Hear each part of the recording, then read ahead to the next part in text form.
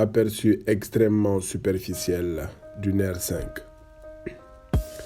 Après donc l'histoire d'amour que je vous ai racontée avec passion, essayons de revenir à la réalité et de voir la concordance des éléments. Le nerf 5, parce qu'amoureux du 3, a voulu s'appeler trijumeau, malgré que Dieu pouvait bien lui donner 5 jumeaux. Et effectivement, elle s'appelle trijumeau, puisqu'elle donne 3 branches, qui sont le 5-1, le 5-2 et le 5-3. Le 5-1 qui est le nerf ophtalmique, le 5-2 le maxillaire et le 5-3 le mandibulaire. Bien.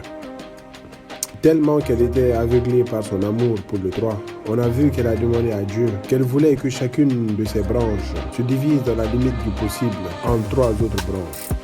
Et encore en effet, chacune des branches donne à peu près 3 branches. J'ai bien dit à peu près. L'ophtalmique, on verra que ça donne 3 branches. Le frontal, le lacrymal, le nasal. Le maxillaire aussi va donner 3 branches. Mais le mandibulaire est un peu différent. Il est divisé déjà en 2 troncs. Le tronc antérieur et le tronc postérieur. Le tronc antérieur va donner 3 branches. On verra que ces 3 branches seront destinées à la mastication. Et le tronc postérieur va donner 4 branches. N'oubliez pas aussi que le nerf 5 a fini dans les bras du 7.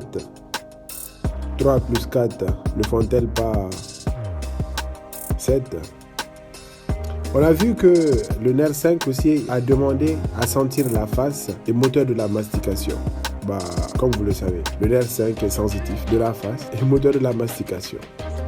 Voilà tout pour un aperçu extrêmement superficiel du nerf 5.